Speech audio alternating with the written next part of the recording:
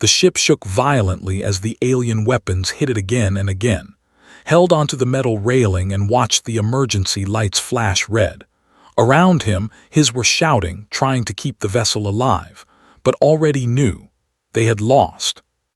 Earth's first deep space exploration mission was supposed to be humanity's greatest achievement. 12 astronauts, 3 years of training, a journey beyond the solar system. Nobody expected to meet anyone out here. The universe was supposed to be empty and quiet. It was not. The warship was 5 times larger than their vessel. It appeared from nowhere, weapons already charging. There was no warning, no attempt to communicate. The aliens simply attacked. When the hull finally broke open, felt the cold of space touch his skin for just a moment before the emergency barriers activated. Then came the soldiers, tall creatures with pale blue skin and silver eyes. They moved like water, smooth and fast. Their armor seemed to glow from within. Did not fight, there was no point. He watched as his captain, a brave woman named Park, tried to resist. They struck her down without hesitation, not dead but broken. The aliens were not interested in killing. They wanted prisoners. The crew was separated immediately, caught one last glimpse of Commander being dragged in a different direction. Her eyes met his for a brief second. Then she was gone. They put in a small cell with white walls that seemed to glow. For 3 days nobody came. He had water but no food. He slept on the cold floor and dreamed of Earth. He dreamed of his mother's cooking. He dreamed of his younger sister, who had died during the initial alien contact incident 2 years ago. A scout ship had crashed near Seoul. The explosion took her and 47 others. Had joined the space program because of her. He wanted to understand. He wanted to find meaning in her death. Now he was a prisoner of the very creatures who had taken her from him. On the 4th day they came for him. 2 soldiers escorted him through long corridors filled with strange light. He saw other prisoners through small windows. Humans, all of them. Some were crying. Others stared at nothing. They brought to a large room where an in fine robes sat behind a floating desk. The alien studied him with those silver eyes, saying nothing for a long time. Then it spoke. The words were strange, but a small device on the desk translated them into Korean. You did not resist. Remain silent. Your companions fought, they screamed, they begged. The alien tilted its head. You did nothing, why? Thought carefully before answering. Fighting would not change anything. You are stronger, I am not stupid. The alien made a sound that might have been laughter. Practical, unusual for your species. It waved its hand and a holographic image appeared. The Imperial Palace, a structure so large it could fit a city inside. You will serve there, the alien said. Manual work, cleaning, carrying. You will not speak unless spoken to. You will not look at your superiors. You will be invisible. Do you understand? Understood. He was to be a slave. If you cause trouble, you will be sent to the mining colonies. The average human survives there for 2 months. The alien smiled, showing teeth that were too white and too sharp. Be grateful. The palace is a mercy.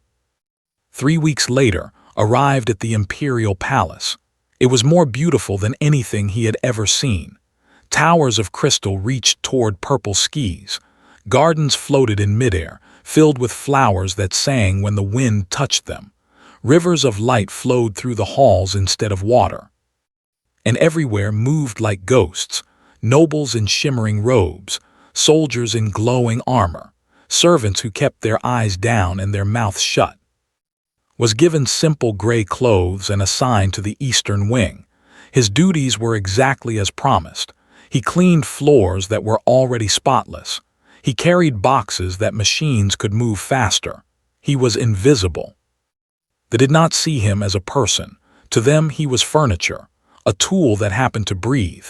Noble lords walked past him as if he did not exist. Ladies laughed and gossiped while he scrubbed tiles at their feet. Once, a young noble spilled wine on his head just to amuse his friends. Did not react. He simply wiped his face and continued working. but was not just a servant, he was watching, learning. He memorized the patrol routes of the guards. He learned which nobles had power and which only pretended to. He discovered the hidden passages that servants used to move unseen. He studied the language until he could understand most conversations. And he noticed things that others missed. Like the small girl who sat alone during grand feasts. She could not have been older than 6 in human years. Her skin was pale blue like all, but there was something different about her, something missing. While others had a soft glow beneath their skin, she did not. She looked dim, faded. Nobody spoke to her. When she walked through the halls, servants looked away. When she sat at the royal table, chairs around her remained empty. Once saw a noble woman pull her child back when the girl approached, as if she carried a disease. The girl never cried in public, but saw her eyes. He recognized that look. It was the same look his sister had when children at school called her names, the look of someone who had learned to hide their pain. He learned her name from whispered conversations. Princess Lyra, daughter of Queen, ruler of the Empire, the most powerful woman in 12 star systems. And yet her child sat alone, surrounded by hundreds of people who pretended she did not exist. Told himself it was not his problem. He was a prisoner, a slave. His only goal should be survival, perhaps escape if the opportunity came. But every night when he lay on his small bed in the servants' quarters, he saw her face. Those sad silver eyes, that forced smile that fooled nobody. He thought of how she used to hide in her room after bad days, how he would sit outside her door and tell her silly jokes until she laughed. Was gone, he could not save her. But Princess Lyra was here, alone, afraid. And something inside, something he thought had died with his sister, began to wake up again. Learned the truth about Princess Lyra from an old servant named. The elderly was one of the few who treated with something close to kindness, perhaps because they were both invisible, perhaps because loneliness recognized loneliness. They were cleaning the great library together when finally explained. The princess has the fade, whispered, checking to make sure no guards were nearby. She was born without the light. Did not understand the light. Touched his own arm. Beneath his blue skin, a soft golden glow pulsed gently. All carry the light. It is in our blood. It shows our connection to the ancestors. The brighter the light, the blood. Remembered the nobles he had seen. Their skin glowed like lanterns. The queen herself, whom he had glimpsed only once from a distance, shone like a small sun. The princess has no light, continued. Her blood is dark. To our people this means she is broken, cursed, a mistake. She is a child, said quietly. Looked at him with tired eyes. She is a symbol. The royal family is supposed to be perfect. The queen's bloodline stretches back 10,000 years. Every ruler has carried the light. He shook his head slowly. When Lyra was born dark, the court saw it as a sign, a warning that the royal line was weakening. Why does the queen not protect her? Laughed, but there was no humor in it. The queen cannot show weakness. If she defends her daughter, she admits the child needs defending. She admits there is something wrong. The nobles would use it against her. He paused. Besides, the queen is not a warm woman. She rules with fear, not love. I do not think she knows how to be a mother. That night could not sleep. He kept thinking about Lyra. A little girl, born different, punished for something she could not control, surrounded by thousands of people, yet completely alone. He told himself again that it was not his business. He was nobody, less than nobody. Getting involved with the princess would only bring trouble. 3 days later, he found her crying in a storage room. Had been sent to fetch cleaning supplies from the lower levels. The storage room was supposed to be empty, but when he opened the door, he heard the sound. Small, broken sobs, the kind of crying that comes when someone has been holding it in for too long. He should have left. He knew he should have left. Instead, he stepped inside and closed the door behind him. Lyra was hiding behind a stack of boxes. Her knees were pulled up to her chest, her face buried in her arms. She was so small, so fragile. When she heard approach, she looked up with terrified eyes. "Please do not tell anyone," she whispered in. "I will leave. I am sorry, please." She thought she was in trouble, for crying, for being seen. Something broke inside's chest. He knelt down slowly, making himself small and non-threatening. He did not speak. His was still not good enough for conversation. Instead, he did the only thing he could think of. He hummed. It was an old Korean lullaby.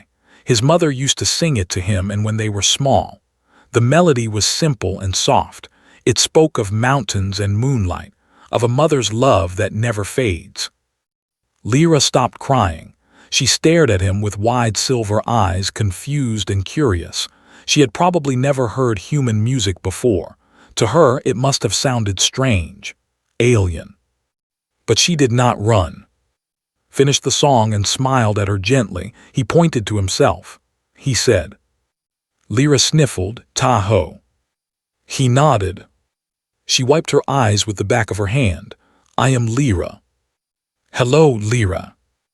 They sat in silence for a while. Then Lyra spoke again, her voice barely above a whisper. "A lord called me the Shadow Princess today. He said I bring shame to the throne. He said my mother should have. She could not finish. Fresh tears rolled down her cheeks. His hands moved without thinking. He picked up a piece of scrap paper from the floor and began to fold it. His fingers remembered the movements from childhood. Fold here, crease there, turn it over, fold again. When he finished, he held up a small paper crane. Lyra's eyes went wide. "What is that?" Placed it in her hands. "Bird," he said in broken. "From my home we call it. Crane, it brings good luck." Lyra held the paper crane like it was made of gold. She turned it over, studying every fold, every crease. A small smile appeared on her face. The first real smile had ever seen from her. "Can you make more?" And so it began. Every few days when their paths crossed would leave small gifts for Lyra. A paper frog that could jump. A paper flower that looked almost real. A paper star that she could hang from her window. He taught her simple human games. Rock, paper, scissors made her giggle. Cat's cradle with string kept her busy for hours. He drew pictures of Earth for her. Oceans and mountains, cities and forests. A small blue planet far, far away. Lyra was hungry for every detail. She asked 1,000 questions. What did humans eat? What did they wear? Did they have families? Did parents on Earth love their children? That last question hurt to answer. Yes, told her. On Earth, parents love their children, no matter what, even if they are different, even if they make mistakes, even if the whole world says they are wrong. He touched her hand gently.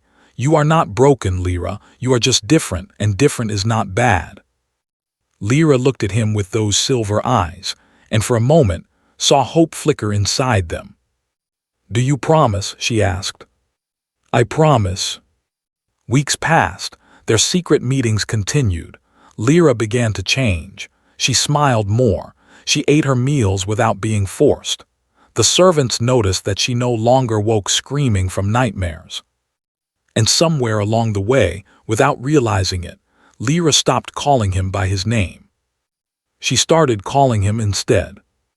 The Korean word for father had taught it to her without thinking when explaining human families. He never expected her to use it. The first time she said it froze. "Look at this flower." His heart twisted in ways he could not describe.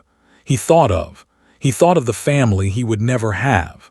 He thought of all the reasons he should correct her, should tell her to stop, should keep his distance. But when he looked at Lyra's bright smile, he could not say any of those things.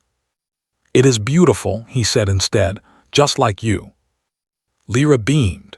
And in that moment, in a storage room in an alien palace 1,000,000 light years from Earth, became a father. He did not know that they were being watched. He did not know that the Queen's spies had already reported everything. and he did not know that his life was about to change forever. Queen sat alone in her private chamber, staring at the holographic report floating before her. The images showed a human servant kneeling beside her daughter. They showed Lyra laughing. They showed paper cranes and drawn pictures and small hands reaching for larger ones. The queen's face revealed nothing. It never did. She had learned long ago to hide every emotion behind a mask of ice. In the court, feelings were weapons. Show love, and your enemies would target what you loved. Show fear, and they would smell blood in the water. Had ruled for 32 years. She had survived 4 assassination attempts. She had crushed 3 rebellions. She had watched her own brother burn for treason. She knew how to survive. But watching her daughter smile at a human, she felt something she had not felt in years. She was not sure what to call it. It burned in her chest like a small flame. "Your Majesty," High Advisor entered with a bow. His voice was smooth as silk. "You have seen the reports." Closed the hologram with a wave of her hand. "I have." "The human must be dealt with. His presence near the princess is inappropriate. The court will talk." Silver eyes gleamed. "I recommend immediate execution. Quiet, clean. No one needs to know the details." Was silent for a long moment. She studied his face. He had served her for 15 years. He was clever, loyal, useful. But she had never trusted him. "The human has broken no laws," she said finally. Smile flickered. "Your Majesty, he is a primitive, a pet at best. His contact with royal blood is an insult to the throne itself.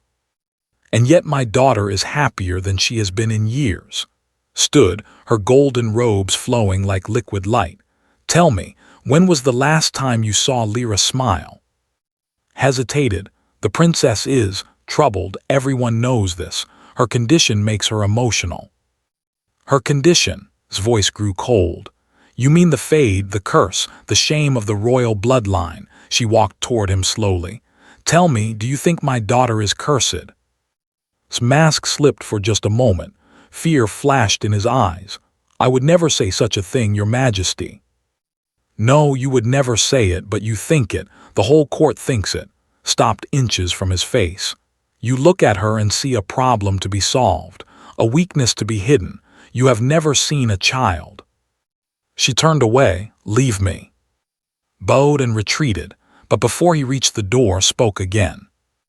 "The human will not be touched. I will handle this matter personally." That night 2 royal guards came for. He was asleep in the servants' quarters when they dragged him from his bed.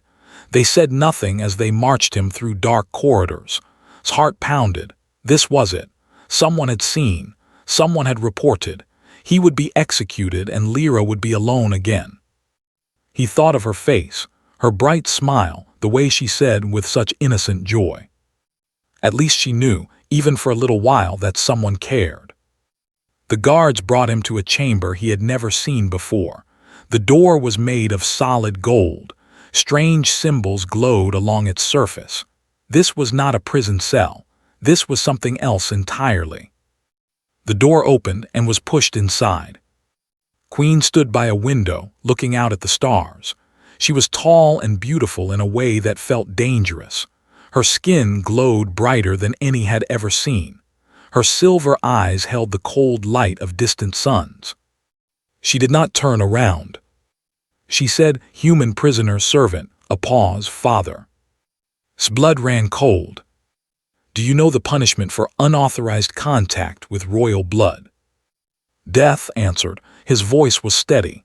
If he was going to die, he would die with dignity.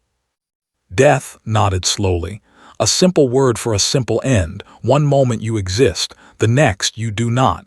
The universe continues without you." She finally turned to face him. "Does that frighten you?" Thought about the question, really thought about it. "No," he said honestly. "I lost my fear of death when I lost my sister." Something flickered in the Queen's eyes. "Yes, we know of her. The scout ship incident in your city called Soul." She walked toward him slowly. "You joined your space program because of her. You wanted revenge." "I wanted answers."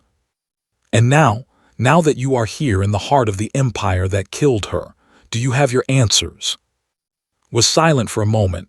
"No," he admitted, "but I found something else." Stopped in front of him, "My daughter. A lonely child who needed someone to see her." The queen's mask cracked just barely. "Why?" she asked. "Why would you risk your life for her? She is not your blood, not your species, not even your concern. You could have stayed invisible. You could have survived." Looked directly into her eyes. It was forbidden, disrespectful, punishable by death. He did it anyway. "Because she is a child," he said, "and no child should feel unloved." The silence that followed seemed to last forever. Stared at him. He stared back. Two people from different worlds, separated by power and politics and a million light years of space. But in that moment, they understood each other. Turned away. "You will speak of this meeting to no one. You will continue your duties as before. But from this day forward you are assigned to the Eastern Wing, the Princess's Wing." She paused. "You will be her handler, her caretaker. You will keep her safe." Could not believe what he was hearing. "You are not going to kill me." "Should I?" His voice was cold again. "Should I take from my daughter the only person who has ever shown her kindness? Should I confirm what the court believes, that Lyra is nothing more than a burden to be discarded?" She looked at him over her shoulder, and for just a moment saw the mother behind the mask, the woman who watched her daughter suffer and could do nothing, the queen who was also a prisoner. "Keep her safe, human, make her smile, give her what I cannot." Bowed. It was the first time he had bowed willingly in this place. "I will." Nodded. "Go." Walked to the door, but before he left he stopped and spoke one more time. "She loves you, you know, even though you cannot show it, even though the court keeps you apart. She talks about you when we are alone. She says her mother is the strongest person in the universe." Did not respond. Her back was turned, but saw her reflection in the window. He saw the single tear that rolled down her cheek. He left without another word. From that night forward everything changed. Was no longer just a servant. He was Lyra's shadow, her protector, her friend. But in the darkness of the court, High Advisor was watching.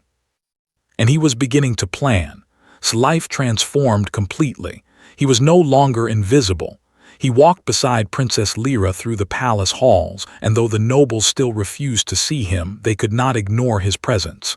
He was always there, at meals, in the gardens, during her lessons, a human shadow following the Shadow Princess. Some whispered that it was disgraceful.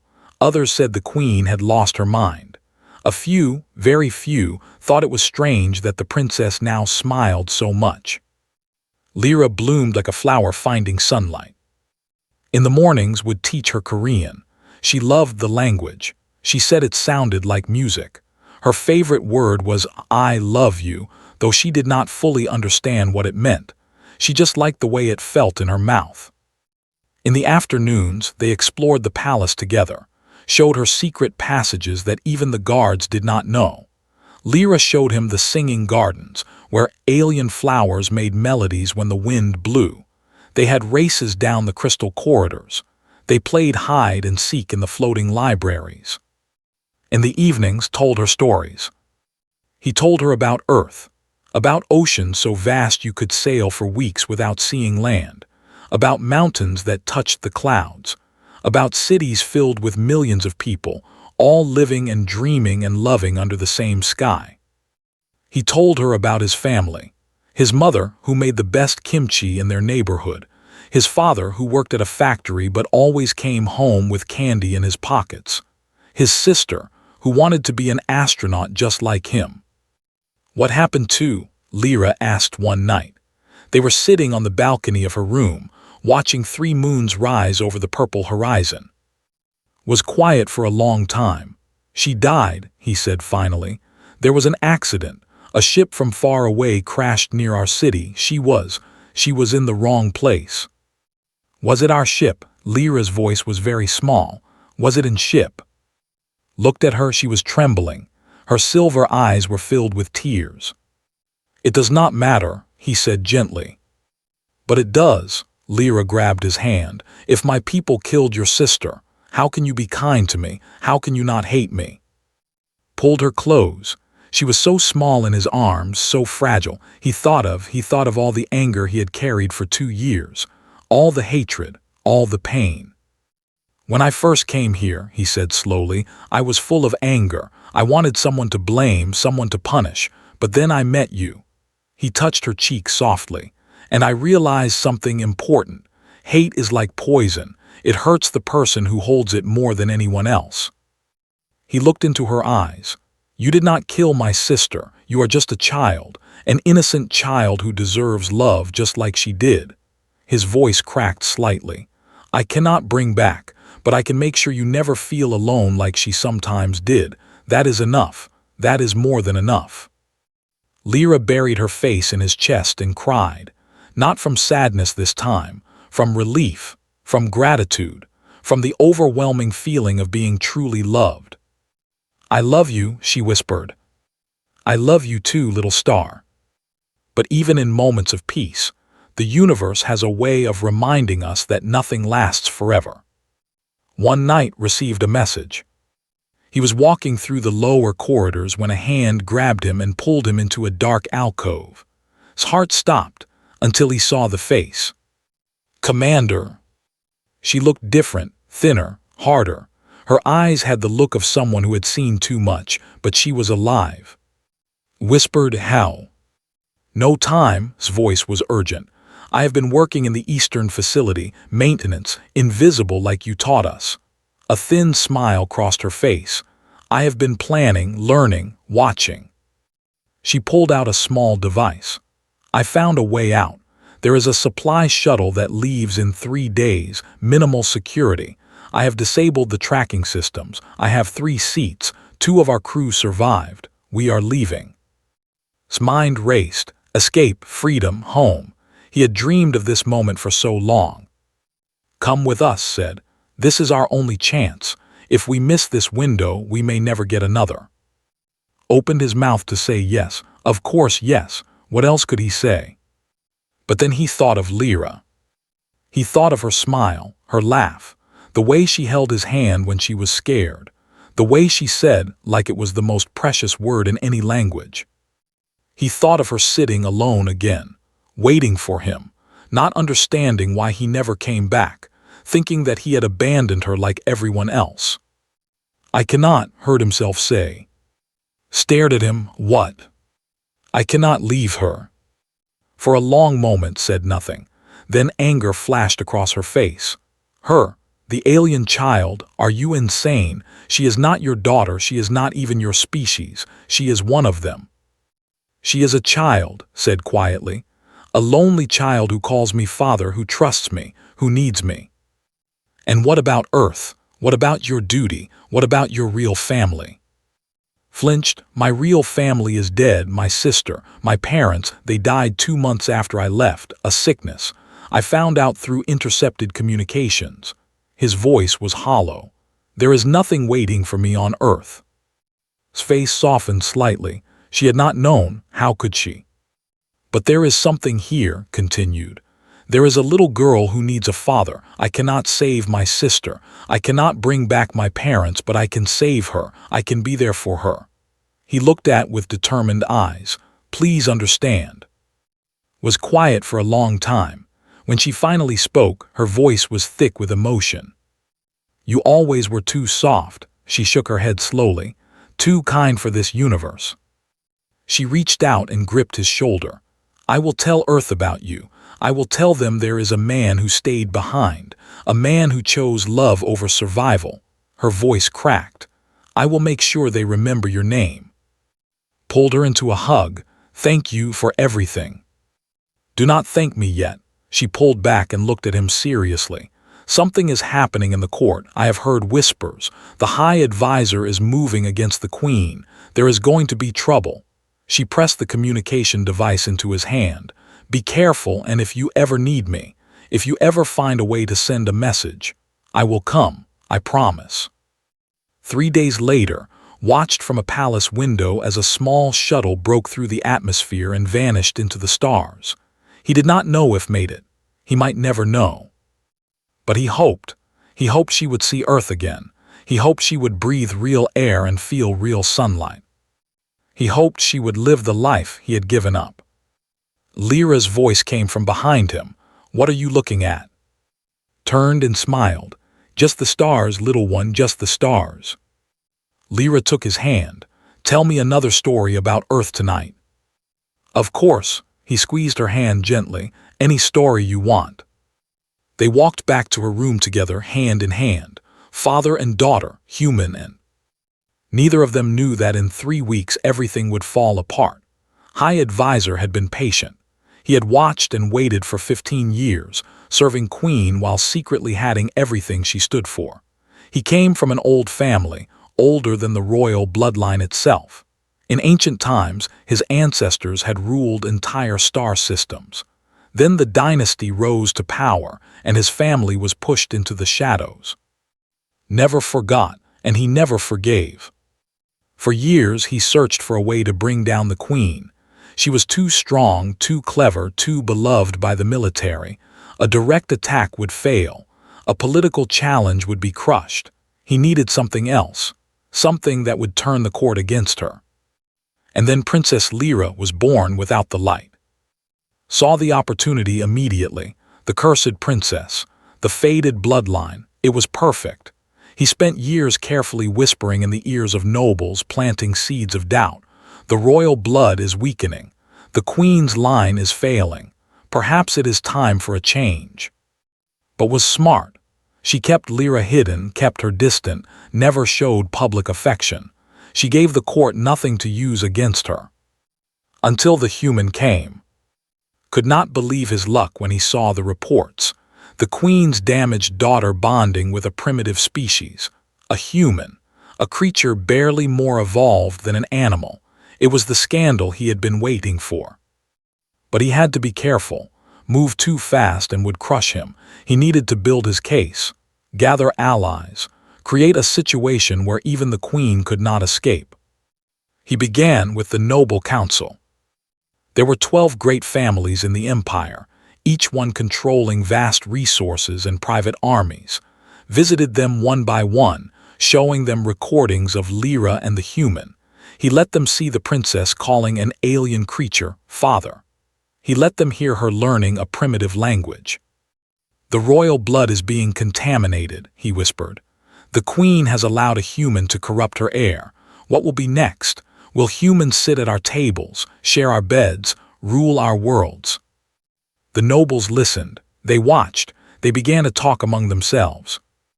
Within 3 weeks, had 7 families on his side. He made his move at the monthly court assembly. Queen sat on her crystal throne looking down at the gathered nobles. This was supposed to be a routine meeting, trade agreements, military updates, nothing unusual. Then stepped forward. "Your Majesty," he said, his voice smooth and respectful, "I beg your forgiveness for this interruption, but I must bring an urgent matter before the court." His eyes narrowed. She knew too well to trust his politeness. "Speak." Turned to face the nobles. "My lords and ladies, I come before you with a heavy heart. I have evidence that the crown has been compromised, that the sacred trust between the throne and its people has been broken." Murmurs rippled through the crowd. Hands tightened on her armrests. "As you know, Princess Lyra was born with the fade, a tragic condition, a curse, some would say." His voice dripped with false sympathy. "The court has shown patience and understanding. We have waited for the Queen to address this situation." He paused dramatically.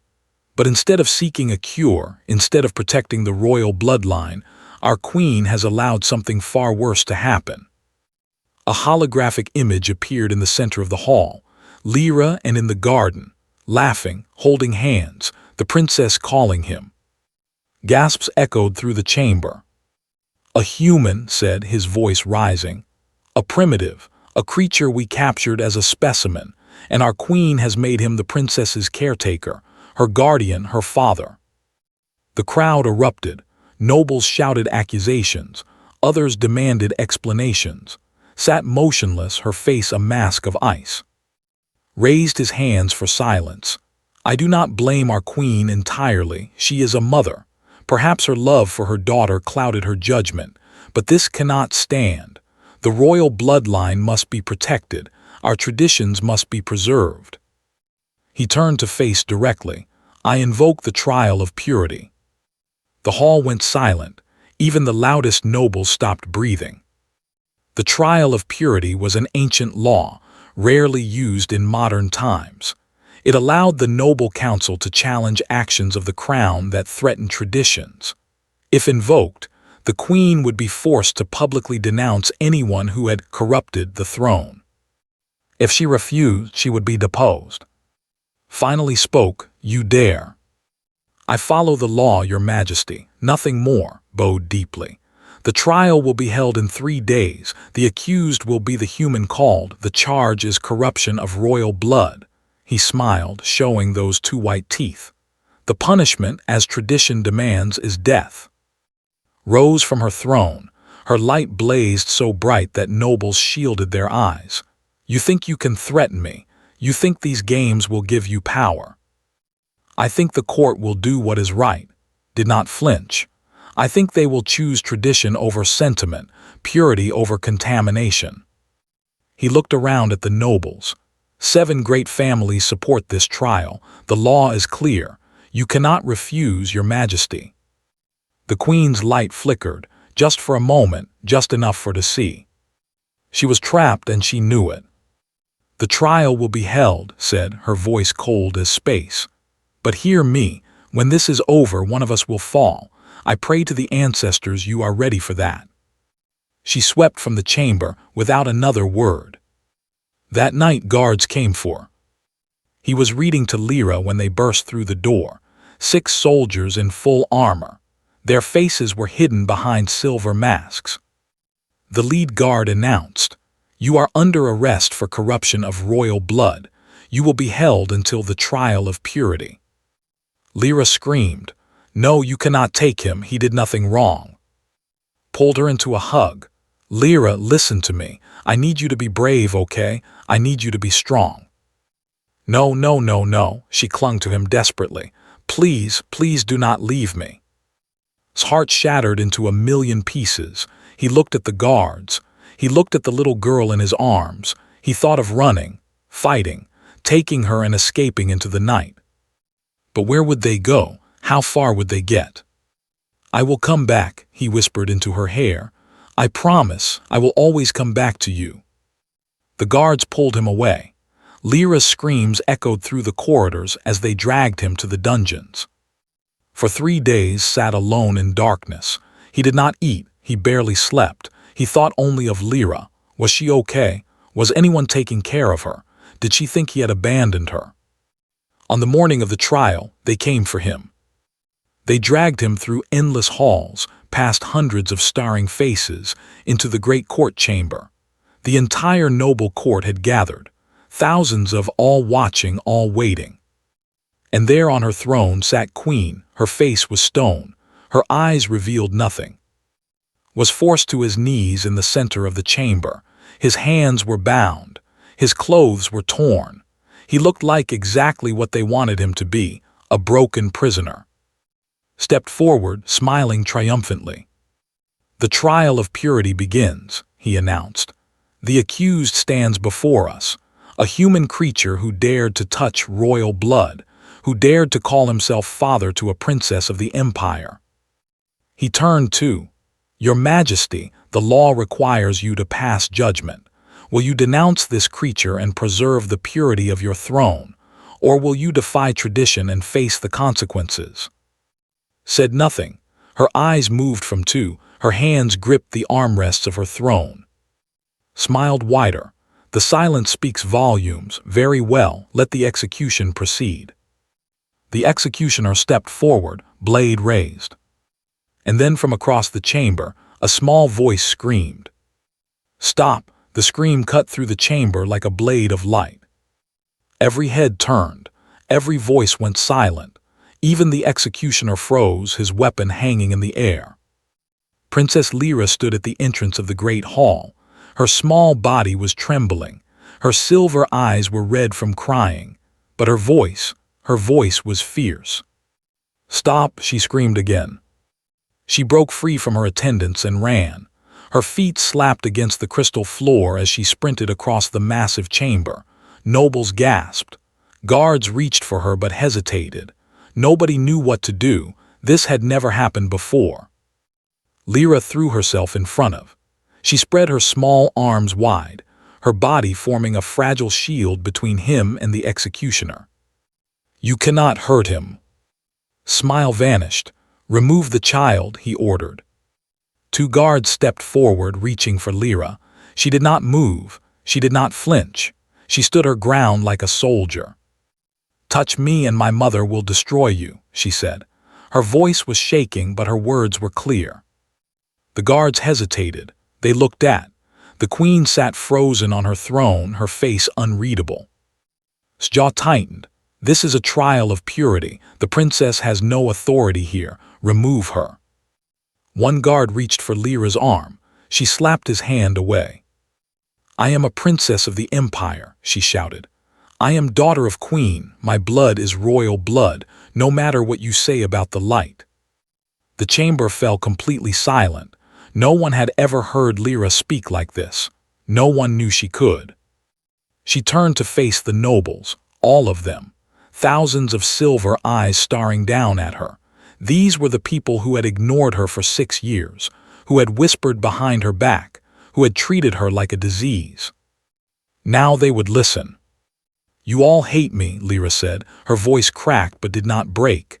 "You think I am cursed, broken, wrong. I have heard your whispers. I have seen your faces turn away. I know what you call me when my mother cannot hear." She pointed at, still kneeling behind her. But this man never looked away, not once, not ever. Tears streamed down her face, but she kept speaking. "He taught me to read human words. He made me toys from paper. He told me stories about a planet with blue oceans and white mountains." Her voice grew stronger. "He held me when I cried. He made me laugh when I wanted to disappear. He told me I was not broken. He told me I was perfect." She looked at with pure hatred in her eyes. "You want to kill him because he loved me. That is his crime. That is his corruption. He loved a child that nobody else would love." His face reddened. "The princess does not understand." "I understand perfectly," Lyra cut him off.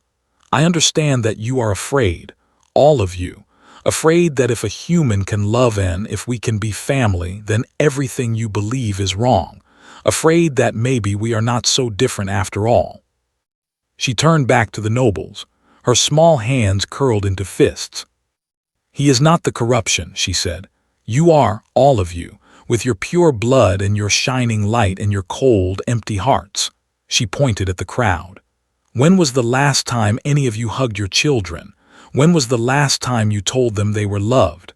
Not because they were perfect or powerful or pure, but just because they exist." Nobody answered, nobody could. Lyra walked back to and grabbed his bound hands. She looked into his eyes, the human eyes that had shown her kindness in a world of cruelty.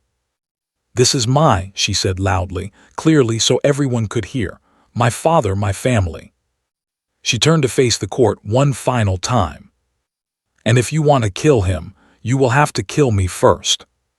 The silence that followed was absolute, not a whisper, not a breath. The entire court seemed frozen in time. Then Queen stood. Every eye turned to her. She descended the steps of her throne slowly, her golden robes flowing behind her. Her light blazed so bright it was almost blinding. This was not a broken woman. This was a queen. She walked across the chamber. Nobles bowed as she passed. Guards stepped aside, tried to speak, but the words died in his throat. Stopped in front of her daughter. For a long moment, mother and daughter just looked at each other. 6 years of distance, 6 years of silence, 6 years of pain that neither could express. Then knelt. The crowd gasped. A queen kneeling before anyone, even her own child, was unthinkable. It showed weakness, submission, everything had spent her life avoiding. But she did not care anymore. She pulled Lyra into her arms and held her tight, held her like she should have held her years ago, held her like the mother she had never been allowed to be. "I failed you," whispered, only Lyra and could hear. "I was so afraid of looking weak that I left you alone. I thought keeping my distance would protect you, but it only hurt you more." Lyra sobbed into her mother's shoulder. "Mama." "I am sorry," voice broke. "I am so sorry." She held her daughter for a long moment. Then she stood, keeping Lyra close. She looked at, still kneeling on the floor. "Rise," she said. Struggled to his feet. His hands were still bound. His body was weak from days in the dungeon, but his eyes were clear. Walked toward him. The entire court held its breath. The queen said, "Human prisoner servant." She paused. "Father." She reached out and touched his face gently. It was the first time she had touched a human. The first time she had shown affection publicly since her husband died 10 years ago. "You protected my daughter when I could not," she said. "You loved her when I was too afraid to show love. You taught her to be brave." Her voice rang through the chamber. "You did what I should have done, and for that I owe you everything." She turned to face the court. "This man is not a criminal. He is not corruption. He is proof that love can cross any boundary, that compassion knows no species." Her eyes found. "And anyone who moves against him moves against the throne itself." His face went white. "Your Majesty, the trial of purity is ended." His voice was ice and fire. "The accused is innocent. The trial was a political attack disguised as tradition, and the one who orchestrated it." She nodded to her guards. "Will answer for his crimes." Guards surrounded before he could run. He struggled. He screamed. He called for his allies, but the nobles he had recruited were already backing away, pretending they had never supported him. "High Advisor," announced, "you are charged with conspiracy against the crown, treason against the royal family, and attempted murder of an innocent man." Was dragged away, still screaming. The chamber slowly returned to life. Nobles whispered. Guards relaxed. The executioner quietly disappeared. Turned back to Lyra. Her mask was gone now. She looked tired, vulnerable, human almost. "Thank you," she said softly, "for saving my daughter, for saving me." Looked at Lyra, then at, "I did not do anything special. I just loved her." Smiled. It was a small smile, awkward, like she had forgotten how. "Yes," she said, "that is exactly what you did." She took Lyra's hand in one of hers, and's hand in the other. And together, for the first time, they walked out of the court as a family. 1 year had passed since the trial. The empire was different now. Not completely changed, change takes time, but different. The old ways were starting to crack and light was coming through. Queen had made the first move. 3 months after his arrest, she announced a formal investigation into humanity, not as specimens, not as primitives, as a civilization worthy of study and respect. The results shocked many nobles. Humans had art and music and literature. They had science and medicine and philosophy. They had history stretching back thousands of years, filled with wars and triumphs and mistakes and growth. They were young compared to, yes, but they were not inferior. They were simply different. 6 months after the trial, the first diplomatic ship arrived from Earth. Watched from the palace balcony as the vessel descended through the purple clouds. It was small compared to warships, simple, functional, completely human. Beside him, Lyra bounced with excitement. "Is that really from your planet?" "Yes," said softly, "that is really from Earth." He had never expected to see anything from home again. He had accepted his new life, made peace with his choices.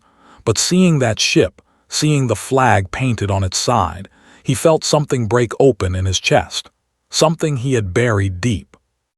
"Are you okay?" Lyra asked, noticing his expression. Wiped his eyes quickly. I am fine, little star, just happy. The diplomatic mission was led by Commander. She had made it home. She had told Earth everything, and she had fought through bureaucracy and fear and politics to make this mission happen. When she stepped off the ship and saw waiting at the landing platform, she froze for just a moment. Then she crossed the distance between them in 3 quick steps and wrapped him in a hug. You crazy, stubborn man, she whispered. I cannot believe you are actually alive.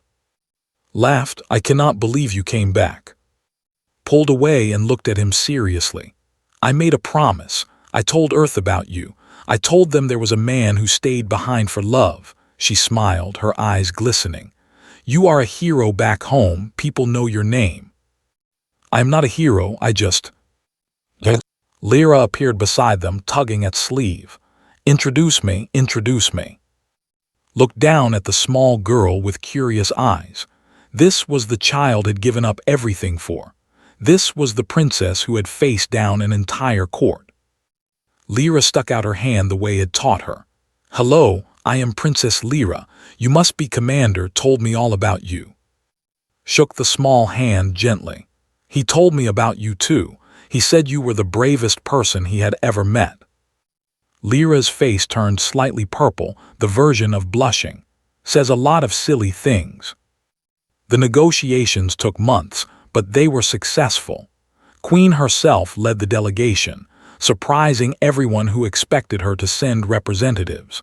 She sat across the table from human diplomats and spoke to them as equals. Not because she had changed completely, not because centuries of superiority had vanished overnight, but because she had seen the truth in her own palace. A human had loved her daughter when her own people would not. A human had shown more compassion than 1,000 noble bloodlines. If one human could do that, perhaps they all deserved a chance. The treaty was signed on the anniversary of the trial. 12 species sent observers. This was historic, the first formal agreement between humanity and a major galactic power. The first recognition that Earth was not just a backwater planet to be ignored or conquered. The ceremony was held in the Great Court Chamber, the same place where had nearly been executed. Now it was filled with diplomats and dignitaries from across the galaxy. Humans stood among. Different species talked and laughed and learned about each other. Stood near the back, watching quietly. He had refused every title offered to him, ambassador, advisor, lord. He wanted none of it. He was still just a man who had made a choice and lived with the consequences. You could be standing up there, you know, said, appearing beside him. They wanted to give you a medal, several medals actually. Shook his head. I did not do this for medals. Then why did you do it? He looked across the chamber. Lyra was there, standing beside her mother. She was taller now, stronger. She held herself with confidence that had not existed a year ago. When she caught Sci's eye, she smiled and waved. For her, said simply, everything for her. Followed his gaze. She has changed so much. She was always this person. She just needed someone to see it. The ceremony ended. People mingled. Earth's delegation toured the palace. Promises were made and futures were planned. Later that night, after the crowds had gone and the noise had faded, found himself in the palace garden with Lyra. They sat together on their favorite bench, looking up at the 3 moons. Lyra said, Yes, little star. Commander said you could go home now, back to Earth. Lyra's voice was carefully neutral. The treaty allows humans to travel freely. You would not be a prisoner anymore. Was quiet for a moment. She did say that. Are you going to go? He looked at her. In the moonlight, her silver eyes reflected his face back at him. She was trying to look brave, trying to hide her fear, but knew her too well. He reached out and took her hand. Lyra, do you remember what I told you the first night in that storage room, when you were crying and I made you a paper crane? You said it brings good luck. I also said something else. Do you remember? Lyra thought for a moment, then she nodded slowly. You said your home was very far away, but you were not sad about it. And do you know why I was not sad? She shook her head, squeezed her hand gently. Because home is not a place, Lyra. Home is not a planet or a country or a building. Home is people. Home is the ones who love you, he smiled. You are my home now. Your mother is my home. This palace, these gardens, these purple skis, they are my home because you are here. Tears spilled down Lyra's cheeks. You are not leaving. I am not leaving. Promise. I promise. He pulled her into a hug. I will always come back to you, little star, always. They stayed like that for a long time. Father and daughter. Human and two people who should never have met, bound together by something stronger than blood or species or distance. Above them the stars sparkled like diamonds scattered across black velvet. Somewhere out there was Earth, a small blue planet where had been born, where his sister had lived and died, where his journey had begun. He did not regret leaving it behind. Some people spend their whole lives searching for home. Some people find it in the last place they expect. Had traveled 1,000,000 light years from Earth. He had been captured, imprisoned, enslaved. He had lost everything. And in return, he had found everything. Years later, when historians wrote about the first human treaty, they would mention Queen's leadership and Commander's diplomacy. They would analyze politics and economics and strategy. But those who knew the real story would always mention one more thing. A human who knelt beside a crying child and hummed a lullaby from a distant world. A man who chose love when he could have chosen hate. A father who proved that some bonds cannot be broken by distance, by difference, or by time. And when Empress Lyra, daughter of, uniter of worlds, was asked in her old age about her greatest influence, she would always give the same answer. My father taught me that love is not a weakness. It is the only power that truly lasts. She would look at the paper crane she still kept on her desk, faded and fragile but carefully preserved. And she would smile. He was not born my father, he chose to be, and that made all the difference.